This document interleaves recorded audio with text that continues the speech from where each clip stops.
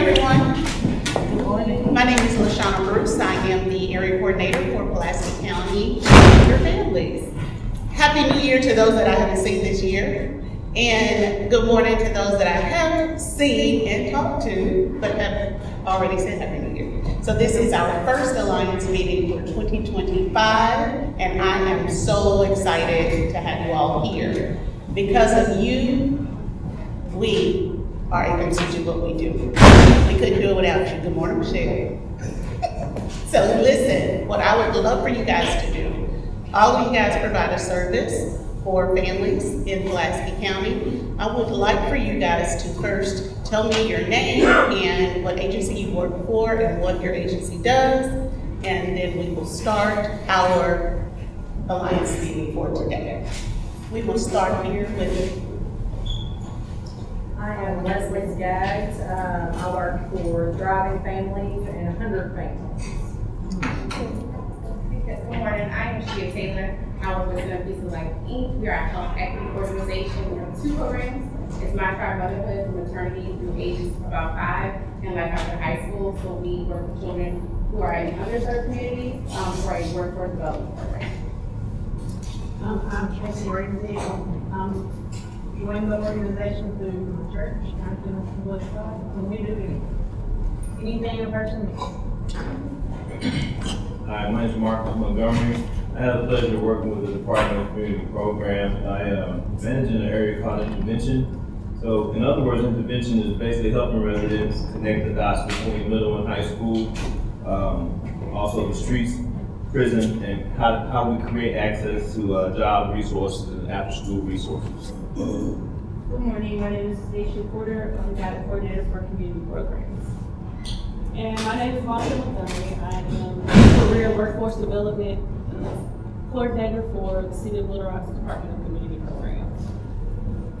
Morning, Art Ritchie. I work with the Goodwill Reentry Program. We do a 16-week program where we take people with criminal backgrounds and put them through a physical work training program, help them overcome any of their barriers that they need help with. Hi, I'm Jennifer Donahue Goes. I am a mobile assessor with Rivendell Behavioral Health from Benton. I work in the Northeast Arkansas area, but I'm here for meetings, so I came to tag along, but I do assessments for acute psychiatric care.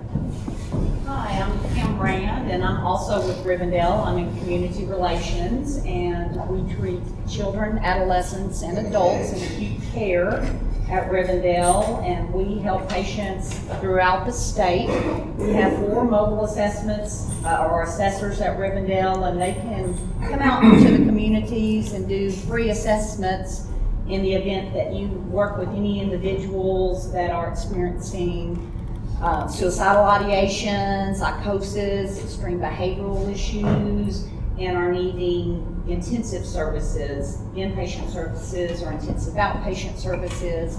Then we can send either a mobile assessor on site or do a phone assessment and assist with getting that patient hospitalized. Jen, of course, is one of our mobile assessors. We have several other mobile assessors, and we'd be happy to help. And if you have any other questions, just feel free to ask me after.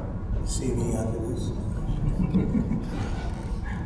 we're introducing ourselves and just giving a brief program. Yes, ma'am. My name is Hayes Miller. I work for the Family Service Agency. I manage a program called the Regional Prevention Provider Programs. And my focus is providing, you might say, therapeutic services for organizations that provide services to others. So I specialize in helping you assess, are you actually reaching your goals, objectives? Are you actually making a difference, and assist you with determining and evaluating how you are implementing those programs? Are those programs actually effective? And is there a change in the behavior among your target audience, or a change in the environmental issues that impact your families, such as the last election, which you're feeling the effects of right now? That's all. Hi, good morning. I'm Cecilia Cole, and I'm the COC Tech Program Coordinator.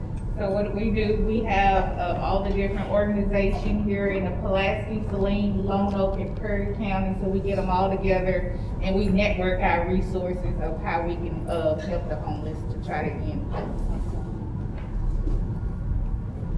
Good morning, my name is Brianna Davis. I am the Community Schools Director for Little Rock School District. We currently have 8 community schools throughout the district, and so I work with our coordinators to help connect families and students to various resources and supports. I'm Leah Urban, and I'm the TRIO Educational Opportunity Center, and we're housed at UA Little Rock, that we will help with any career technical ed, 2-year, 4-year, if they've been to college already and they need to transfer, or if they need to get out of default. And yeah, so we serve Lone Oak, Pulaski, and Saline, but there are programs in our office that serve the Delta and North Central Arkansas, and then other programs throughout the state. All services are free. Good morning, my name is Stephanie Vestal. I use she, her pronouns, and I'm the Director of Strategy and External Affairs for the Little Rock School District. So within my department is Brianna's work with community schools, but also other partnerships with organizations, such as work that we do with Bright Futures, Little Rock. I help work on the Community Service Learning Department for our schoolers, just kind of a host of other partnerships.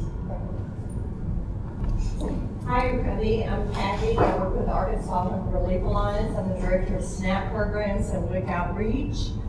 We cover the whole state of Arkansas, and we already have partnerships with some of you all, but I'd love to connect.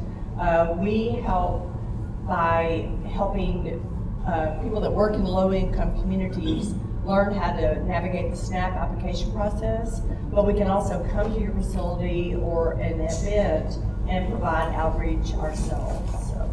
And we also have a call center for SNAP. Good morning, everybody. My name is Chelsea Barton. I am a family advocate for 100 families. I work primarily with the juvenile sectors. I work with the school districts in Pulaski County and Pulaski County Juvenile Court. My name is Tracy Jeffries, and I'm a care coordinator with Empower Healthcare Solutions. I am part of the PASS. And what we do is bridge the gap where there may be with behavioral health services, developmental services, homelessness, food resources, and things of that nature. Hey, Tracy. Okay, so the Alliance meeting is what it is. It's an alliance. It's an alliance of providers. You all provide a service. You all help families in the community. What we do at 100 Families, we provide a system called Hope Hub. This is a collaborative case management system that all of you all, if you want to, can actually be trained on the system. You can be added to care teams of families that need your services, and you communicate in a HIPAA, FERPA, COPA compliant manner. So we have the Alliance meetings once a month, so you guys can connect, network. I saw some of y'all like, oh yeah, I need to holler at you, after this, I need to talk to you. So there are a plethora of resources in Pulaski County. But there are so many, some of you don't even know what's in the county. So this is an opportunity for you guys to see what we have, to see who you can connect with, how you can connect, how you can get referrals, how you can refer, and an opportunity to use a system to collaborate if you want. At this time, can I see the hands of those that are on Hope Hub, that have been trained on Hope Hub and have communicated and helped a family in Hope Hub? Yes. Great. If any of you are interested in being trained, I do the training, so you can contact me. You can sign up to some forms on the table. If you haven't gotten them, just hit the QR code, put your information in, and I can come and train you, and you can communicate and help families move from crisis all the way to thriving, ultimately to a career. In our panel today, we're going to basically tell a story about a young man that actually has moved from the city of Little Rock to 100 Families, now to ARcare. Camry Charles is here. Can y'all give Camry a hand?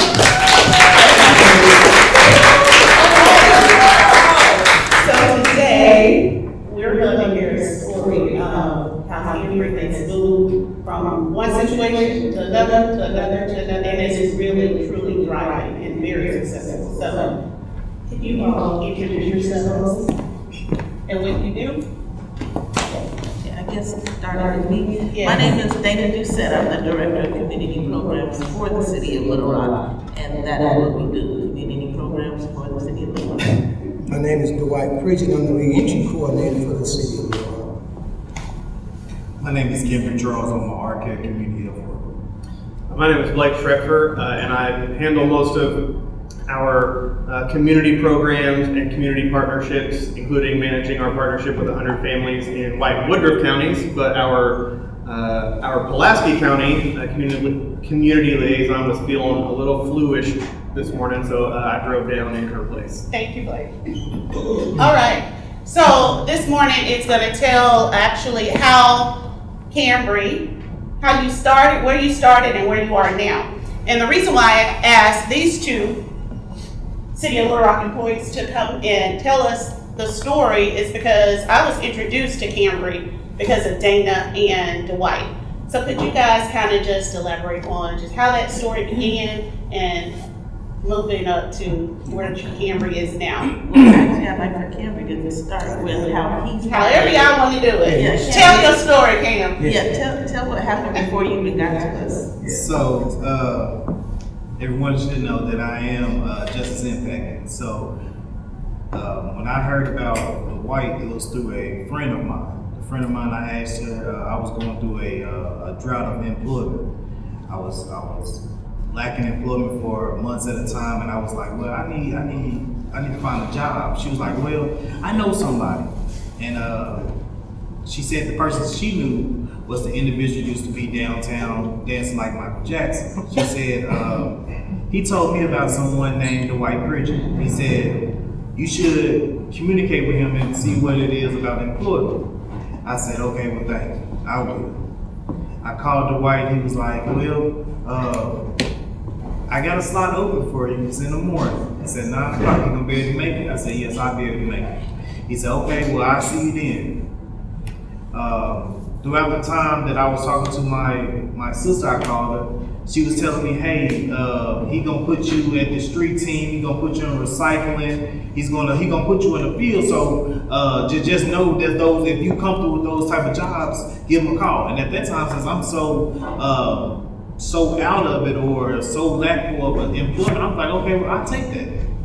So I ended up talking to my girlfriend at the time. She was telling me, oh yeah, the White, he a smooth dressing guy. He said, you should wear your suit.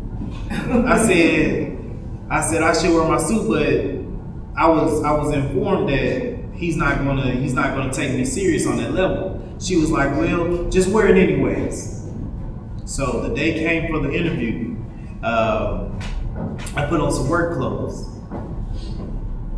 Something happened before I walked out that door. She seen me. My girlfriend seen me at the time. She was like, hold up, that ain't what I want you to put on. Put on this. You had it picked out while you were. I said, the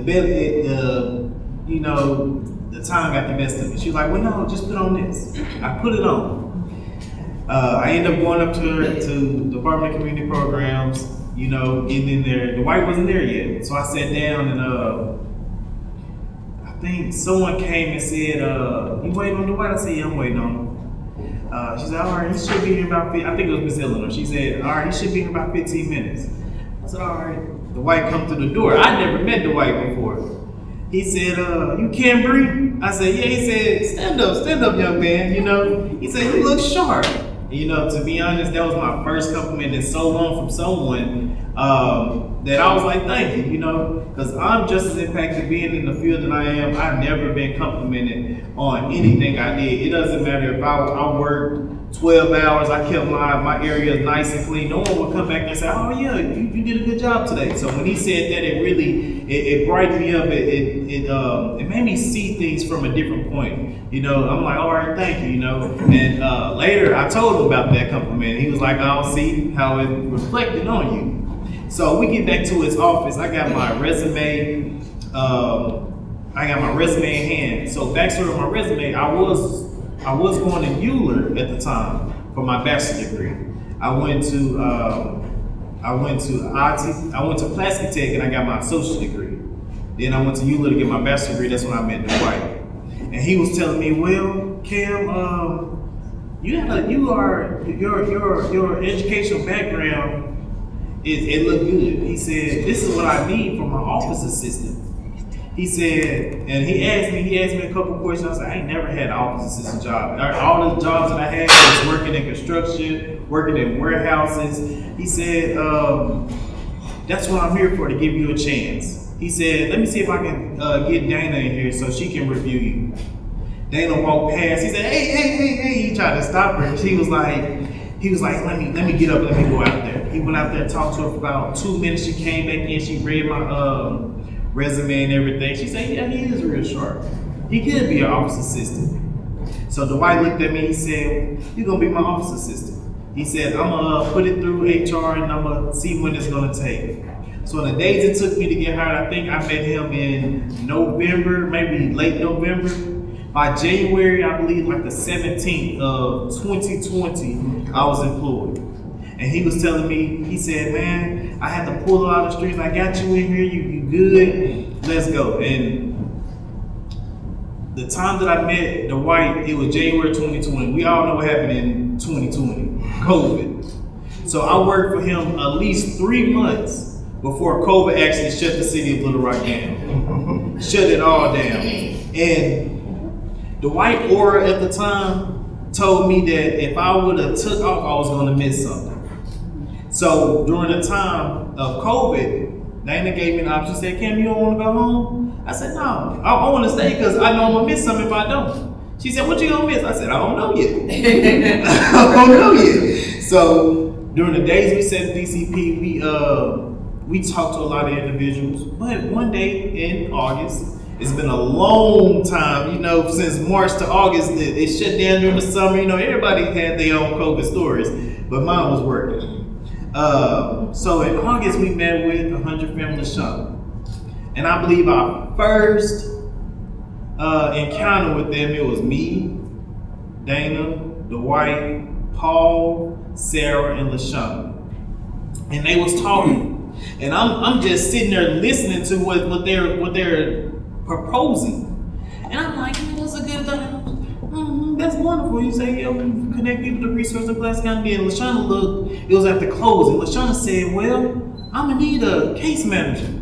She looked at Dwight, she said, Dwight, you think Kimber will take this job? Dwight looked at me and said, I'll take the job. I'll take the job. She was like, well, great, we'll get the paperwork started. I kid you not. I was working 2 jobs at that time. I was working with Dwight. I had his part-time. I worked with him as an office assistant. I was cleaning up buildings. I ended up losing the building job. And I prayed to God that I find me another job. In 7 days of being fired from my cleanup job, I ended up being hired with 100 families. And from then, it was August 26th when I got hired for 100 families. 4 years ago. August 26, 2020, I got hired from 100 families. From there on, I worked for 100 families, helping clients come through Christ to Career. I might be a little off, but I have worked with more than 550 people through 100 families, helping them come from Christ to Career. So that's my backstory with 100 families. As of right now, I am a community health worker. Working with ARcare, helping individuals through 100 families get insurance, get PCP referrals, get mental health referrals. And through that time of me working with 100 families, I was recognized as being the highest ranked case manager, moving people from crisis to career. The whole team of Pulaski County is really recognized because without them being there with me, helping me out, just even if it was a good morning, they helped me out. But yes, ma'am, and everyone, that's my story from coming in, knowing Dwight, working through Department of Community Programs, meeting LaShawn Bruce, being able to be a case manager, moving up through the ranks to being case manager 1, case manager 2, family advocate after we transitioned names to a family advocate 3, where I'm at right now, to being hired on with ARcare and progressing with them and overcoming the instability of employment for 4.5 years as of right now. So I am a real success story. I thank Dwight, I thank Dana, I thank the city of Little Rock even more, because without them, I would never have this opportunity. I would never have this opportunity. And I spent long hours studying, and no one really understood my struggle. No one really understood it until I met Dwight. He was the person that gave me a hand up, and a hand up when he said, you don't need a hand out, you need a hand up. So, you know, I'm extremely blessed to meet him. I'm endowed in him because he did something that normal people don't do all the time. And that was to show me that even a person that's been just as impacted can be trained, can be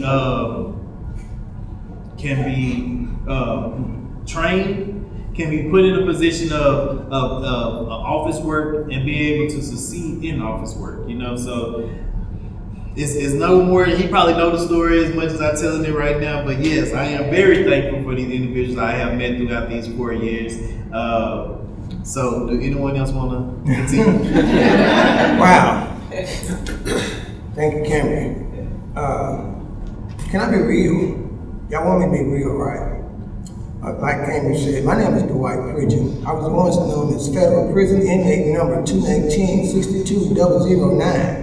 But today, my city employee number is 29555 since May 14th of 2007. The reason why I lead with that story is because you don't see young men like Cameron every day that come through the city of Little Rock looking for a job. You get what I'm saying? Cameron was looking for a career. And I went through a lot of individuals trying to get them what they need to do, place them in jobs. But you gotta say, this day and time in society, we got some work to do. I see young men come that smell like weed, clothes hanging off their butt, some of them want a job. But when he came to that door, when he came to that door, I don't know what it was to him. I looked at it, he had already set up an appointment. So I knew we had a position open in the data program, because the city of Little Rock hired second chance individuals through a tax that was passed in 2011, prevention, intervention, treatment. A lot of those young men that comes through the city of Little Rock, some of them want a job, some of them want a career. And most of them goes to the sidewalk or right away or solid waste. But I knew there was something special about him. And at that particular time, I needed an assistant to help me do some stuff going along. So when I met him, he was so articulate. He was just real raw, real raw to the T. So when we talked, I said, Cameron, I said, what do you see yourself 5 years from now?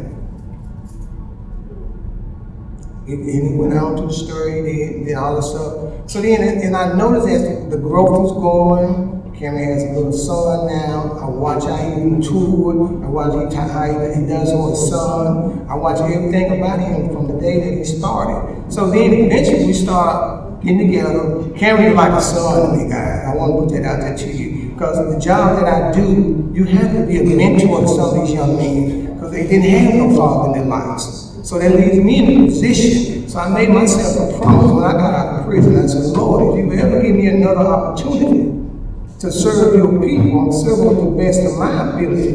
And for me to continue to live a certain life. He was one of those individuals that I was talking about. So I see the success. So now what I do now is constantly, I'm still doing re-entry work with the city of Little Rock. The program has grown tremendously. So I'm just letting you guys know it works. If you give a person an opportunity, don't worry about the past, it's your past. I always tell Cameron, don't worry about your past, you look forward. That's what it's all about. So we went to that meeting, like you said, over to Restore Hope at 100 Families. And we got to talking and stuff. And LaShawna asked me a question.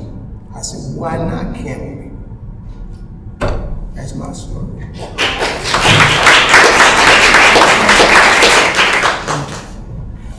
Oh yeah, so he asked me questions. You know, he was a young man, he was hardcore, blue jeans and tennis shoes every day. I said, Cameron, now you want to go to the next level. I said, something about dressing, it builds up your self-esteem. So it goes from that point on. So now look at Cameron. So Cameron learned, he understands what it takes to be that. I always tell him all the time, I said, Cameron, whatever you go somewhere, I don't care what you remember. Corporate America, everybody knows what corporate America men wear navy blue suits. So it has something to do, but I noticed Cameron, when he started improving his dress code, his self-esteem started building up. He always wanted to be a person up front, to be there, but I wouldn't change him. I wouldn't trade him for a $2 bill.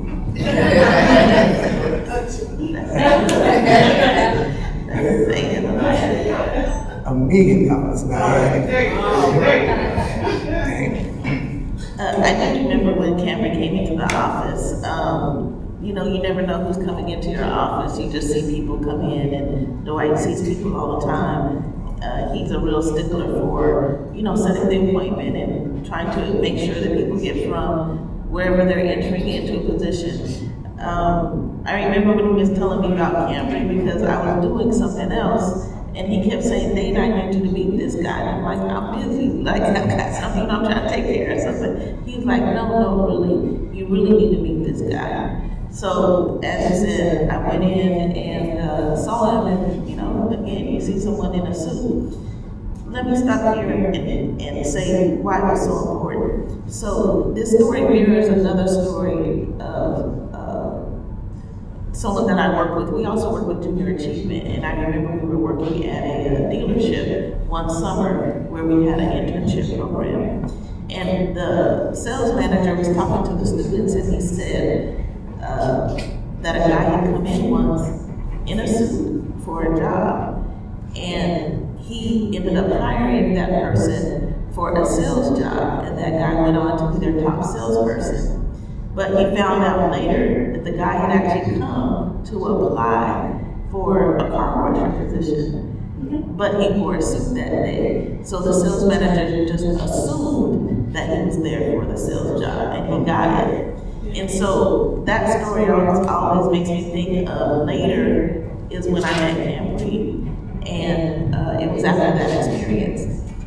And Cameron did look very well. He did present himself very well. He actually had a resume in his hand. I mean, it was, so when Dwight was saying, you know that I've been asking for an assistant, I need one, I want to give this guy a chance. Well, you know, at first thought, I was like, okay, Cameron, can you be what an assistant needs? I mean, there's a lot of responsibility that goes with that. And Cameron struggled, we'll be honest. Cameron struggled for a minute. And we definitely, what we liked about Cameron was his desire to learn. It didn't matter if we had to sit him down once and actually have a conversation with him. And I'm only telling this because it's really important part of your story. He took that conversation where some people would have just been like, oh, I don't want to work here anymore. He actually took it and came back and said, okay, I thought about what you guys said, and this is how I want to learn how to make it better. And these are the things that I need to be taught. And I always tell the staff, it doesn't matter what you need, if it's going to make your job better, we're going to do it. And so we made that promise to Cameron as well, and said, whatever it is that you need, if you're willing to learn, if you're willing to try, if you're willing to work at it, we're right here with you 100%. And he never, ever backed down. He was never, ever disrespectful. He was always on time. In fact, he was early. He would stay late. If we needed him to do something extra, he was the first person there to get it done. I mean, he was really the type of person that you really want to pour into because he was willing to do whatever it took to get better. And I mean, he really did. I was really proud of Cameron.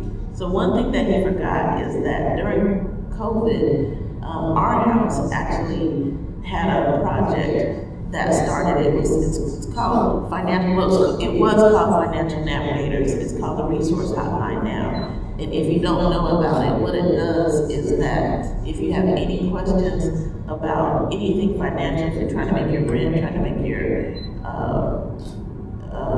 light bill, or just anything that you may, actually now it's anything that you may need, you can call the Our House Resource Hotline and get that information. But it started out as with COVID when everyone was losing their jobs and they needed, you know, financial resources and just whatever.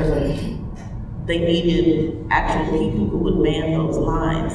And so we sent Cameron there first because it was part of a grant that we had that we partnered with Our House, and they needed people to work it. So we sent Cameron over there, and that's also where he started. So he was kind of working half time for us, half time over there with Our House. trying to figure out, again, I don't know how he managed all of that, but somehow he did, to work in 2 different places and learning different things and working on the weekend.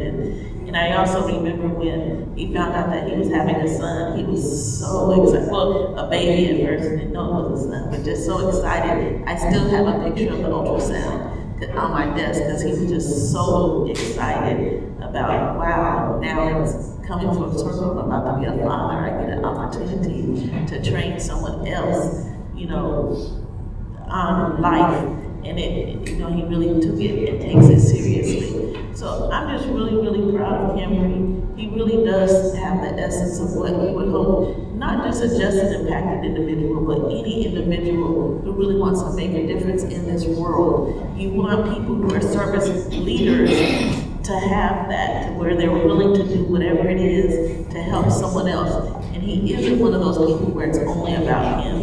He really is always trying to figure out how can he help someone else. Because even though he was in that resource hotline and he no longer does it, he's still trying to help people with the information that he learned during that process. And that's what he also took with him to 100 families. So again, it was easy when we were talking to Paul and Lashana about, you know, allowing Camry, you know, there are times when you're like, no, I don't want to go anywhere. I want him to stay right here because we need him. But we also wanted to make sure that he did have an opportunity to continue to go to the next level and to continue to get better and better opportunities. Because unfortunately, City of Little Rock was somewhat limited because there's only so many jobs we have and so much upward mobility that we just have.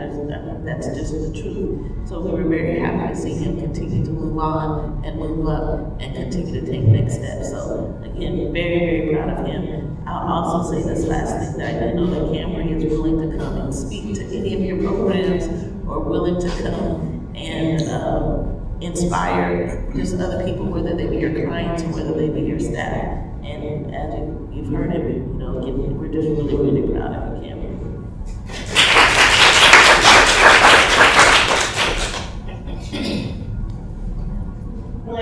Okay, so I have a disclaimer. Logan was supposed to be here, but she's sick, as Blake had stated. But Logan played a huge part in this whole collaboration and circle on Camry's, the way he's grown as well. And she's been a part of, well, ARcare has been a part of our partnership for several years. But Logan and Camry have actually built a friendship, not only with referrals and helping families together, but she had played an integral part, a really important part of, you know, moving into this position now. But Blake, if you can kind of speak about ARcare, and I'm not sure how you all work together at ARcare, but just kind of tell us what you guys do and how you help the community as well. Sure. You know, we're a federally qualified healthcare center. You've probably driven around town, or I mean, we have, I'm losing count, pharmacies and clinics and all kinds of other, around 80 locations in the state. So you've definitely seen a billboard or an ARcare sign somewhere. But we, from day one, we have been an organization that's built on really strong community partnerships. We generally don't consider entering a community or a new location unless there's a strong community partner that says, hey, we got a specific job that we want you to try to do. And so our primary presence, our initial presence, really strong presence in White and Woodruff counties. And so from the time that Restore Hope launched this 100 Families initiative in White County, they have been probably our most integral partner, and that's a partnership that goes really strong both ways. We've got, I think now 4 100 Families caseworkers that are ARcare employees through a sub-grant award, with Camry being the only one that's down this way. So I know, you know, a lot of you probably know Logan Russell, Logan Moore. She is involved in just about everything she can be, in just about every place that she can be. And so she's known Camry, she's known a lot of folks at 100 Families for a really long time. And then, so I think it was around November of last year, Paul Chapman and Dan Baker at Restore Hope knew that we were trying to get a case manager, a community health worker for this part of the state, and they said, we think we have the perfect person for you. And so Logan manages that partnership down here, but I kind of manage our 100 Families relationships in that team. And so they brought us in and they said, I think you don't know Cambry yet, but I think he might be the person for you. And Dana Baker and Paul Chapman really didn't give us a choice. They said, this is the guy that we think you need on your team. Just wait till you meet him. He's got a lot going for him. He's making a huge impact on the community, and we think he's the person. If you want somebody in Pulaski County who's, if you're not aware, a lot of our patient base are individuals that deal with substance abuse. A lot of folks that are living well below the poverty line, and so we have a lot of folks that need a lot of help with a lot of things. And she said, and Dana said, Cambry he's experienced, he's got a lot going for him. He is an extremely professional young man, and if you want somebody to come in and to help these families build up their socioeconomic situation and to deal with all the trapdoors in healthcare and insurance and all those things, then he's the guy that you need. And so we brought Cambry in, I think, just before Christmas, maybe December 16th. That's right, yeah. Just before Christmas, he went through orientation. He is housed at our North Little Rock Clinic, in the office right next door to our North Little Rock Clinic. And he sees a lot of folks come in the door who need, and he mentioned a lot of this, that need help figuring out how do I get primary care? How do I navigate the insurance world? How do I get connected to all these extra resources that I need to make myself well? And I think he's doing a bang up job for us in Pulaski County.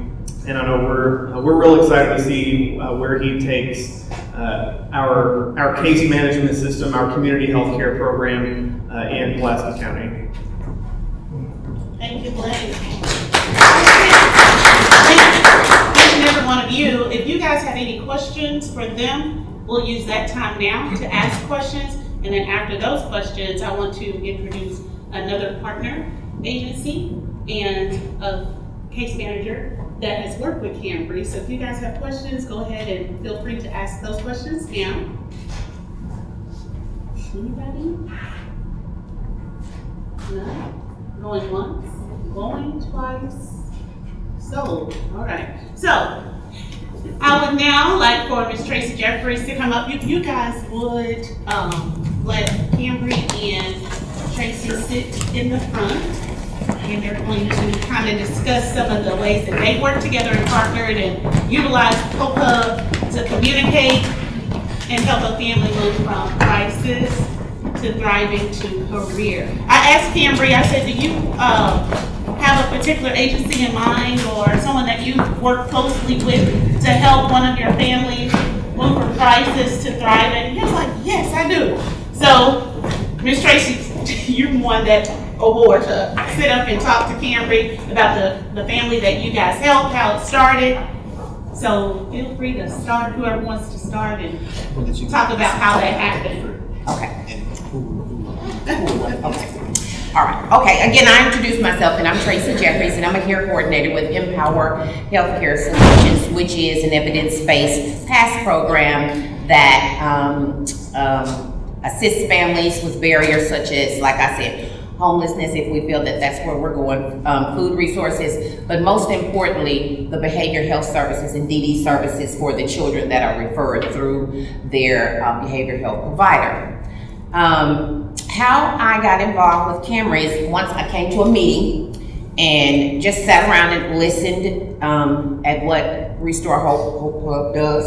And I was like, you know what, I need to keep them in mind, because if I have someone that's, needing some assistance with finding, a resource for homelessness, I can always reach out to them. So I have been with Empower about 3 years. And I encountered a family. I keep a caseload of about 50 clients. I encountered a family of a mother and a son. The son was 14 at the time. we were having lots and lots of issues and problems, and still are. He didn't want to go to school. He just wants to do his own thing. And my primary source of my people that I service are Southwest Little Rock, North Little Rock, and a few in Jacksonville. So this mother, after we build a rapport, because they have to get some trust in you, because they're like, oh Lord, here come another person. You work for DHS. What you want now? No, I don't work for DHS. I work through Empower, which partners with Medicaid to get these behavioral health services and different resources paid for. So I started to build confidence in her. She would never let me come in her house, which is fine because we meet the clients where they are. They want to meet at a McDonald's, if they want to meet wherever, that's what we do. So I would go once a quarter and meet with them. My responsibility is to check in with the family every 30 days and see them once a quarter. So I would go out and meet this family, and she would never let me in. But she started to build a rapport with me where she would talk a little bit more each time and tell me a little bit more each time. But we were so busy dealing with the child that doesn't want to go to school and is not receptive to my services that we kind of lost focus of what was going on. So after it got to a point that it was just evident that I was not going to be able to reach him, the mother turns to me and says, well, since he don't want to do nothing, will you just help me? So I said yes, because what I'm supposed to do is service the family as a whole. So as we would meet, there was some things that I would ask her about, do you need assistance with this? She'd say no. Well, one day we were standing outside her house, and there was some movement in the windowsill of her house. And I looked at her because I knew she had dogs, and I said, do you have a kitten? She said, no. I said, well, what was that? She said, it was probably a rat. I said, excuse me? I said, that large? She said, yes, ma'am. I said, why haven't you ever said anything to me? Well, I just didn't know. She had been dealing with that situation so long that she knew it was a problem, but she was embarrassed and really didn't know. And her intellect is not the best, so she just wasn't sure what to do. So I said, oh no, we got to do something. So I said, let me go, because I'm afraid anyway. So I said, let me go think about some things so that, I can know how to better serve you. So on my drive home, I kept thinking, what can I do? What can I do? Restore Hope came to mind. So I called first LaShawna to try to figure out how to get this referral in and how to make this happen. So they sent me the information. I did everything. I put everything in the system for her and everything. And so she said, you'll be assigned a case manager, just wait on the phone call. So they tried to reach out to my client's mother. She wouldn't answer. She doesn't do voicemail, so she wasn't familiar with the phone number. So Cambry called me and told me he was the new assigned case manager and he had been trying to reach her. So I called her and I told her, what was going on. So she went, oh, okay. So we three-way called so that I could build the connection. So she would know that, hey, it's okay to talk to him. It's okay to tell him what's going on as well. So we started to build a relationship and a connection, and Miss Beard still would get to a point where she wouldn't answer the phone. So Cameron would call me because he knew I could always get her on the phone. So I told her, I said, we've got to find a solution to your problem. You can't live like that. That is not the way to live. So I started calling Cameron, asking him 50 million questions. Can you do this? Can we do this? Can we do this? I know he said to himself, who is this? But I felt like I needed to do something quick because it was bad. And so that's where I met Cambry, and that's how Cambry came into play with our collaboration of trying to talk and navigate, find resources for her so far as housing is concerned, because she doesn't drive. She has to ride the bus, and a lot of things she doesn't understand. And so, it was some patience that needed to be in there, while we explain and navigate some of that. Paperwork that had to be exchanged. I had to give her paperwork. She'd take it to Ms. Lenore's house and she'd complete it and bring it back. For apartment complexes that have to have a paper application, she'd have to take them to get to the apartment complex and bring her back, or she have to, Miss Beard, the client, will have to get on the bus and travel that way. You know, the bus only can do so much for an individual in a day. You know, so she was losing time after time after time trying to fill out these apartment applications, and plus she was limited on her mobility. So it wasn't a whole bunch that I could do sitting in the office, and I have 70 clients. You know, so she really was the person that was bridging that gap, was keeping communication alive, was being that person that was going all out. And I can see it in her, and every time I call her, she picks up. Oh, she did this and that. Yes, ma'am. You know, even after she told us about, we had an apartment for her in North Little Rock, she was like, well, I can't go to North Little Rock. I don't have no transportation. Even if I get on the bus, you know, it's gonna take me longer to get to North Little Rock, and you know, all my appointments in Little Rock. So that was out the fact. That was out the fact that Eastview Terrace was out the fact. She's like, no, I don't want to move over there either. You know, it came to a point where we was trying to do the home application for her through 100 Families, and she was like, no, I gotta move somewhere now. The rodents is running me up out of here. You know, and you know, that's when Miss Tracy jumped in. It's like, okay, let's try these apartments. And she got in. And she was like, you know, it's been a long time since I can say I had somewhere to clean, lay my head. You know what I mean? With no rodents, with no bugs. You gotta understand, when a person call you and have a simple conversation, like you said, build a rapport. It takes the individual a long time to open up. I've been on the other side of the phone, and I'm talking to individuals in 100 Families that, you know, it took them 3 years to tell me, hey, I don't have a GED, or I don't have a high school diploma. Can you help me get my GED now?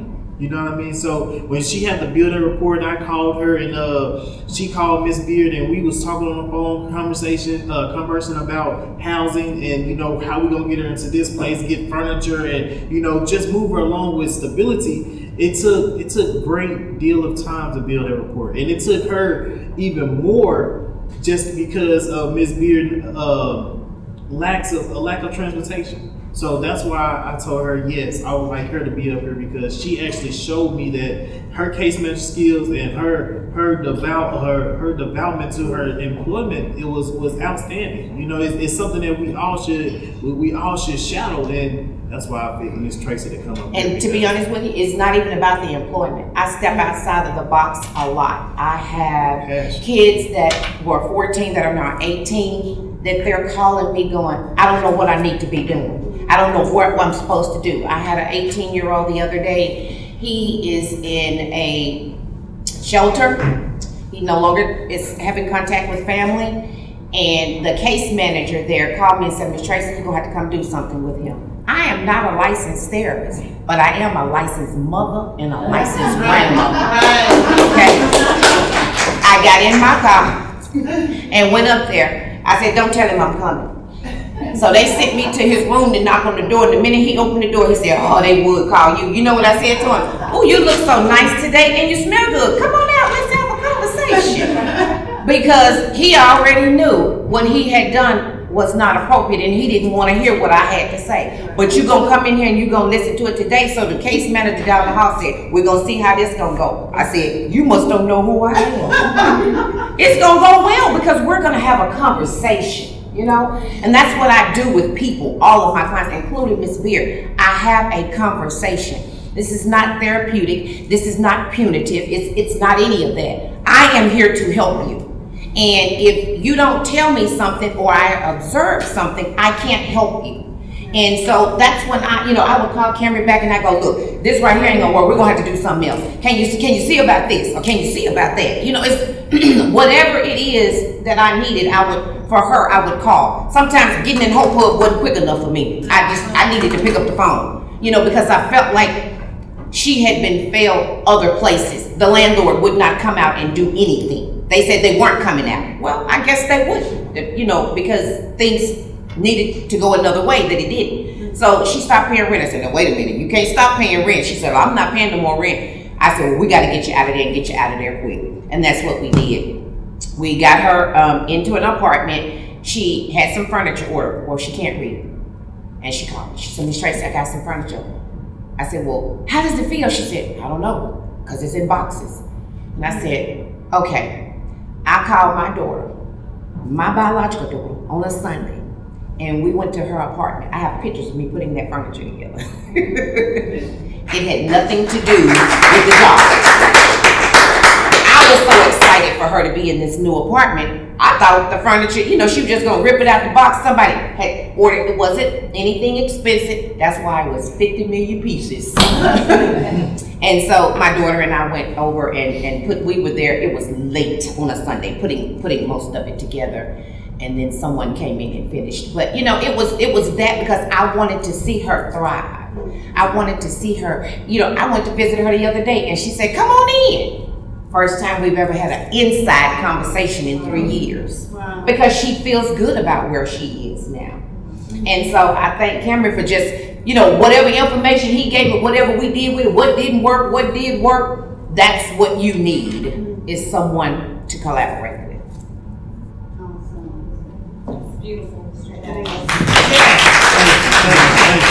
The power of collaboration. Yeah. And that's what this is about. This alliance is your alliance. This alliance is for the community, by the community. We just provide a system for you guys to collaborate and to communicate in. There's a case manager or family advocate. We changed the name to family advocates. Our family advocates assess families in 13 areas of social determinants. In all of those areas, if I say one of these and you provide it, I need you to raise your hand. Housing, recovery, employment, transportation, education, mental health, physical health, safety, dental, keep your hands up, money management, food, child care, legal assistance.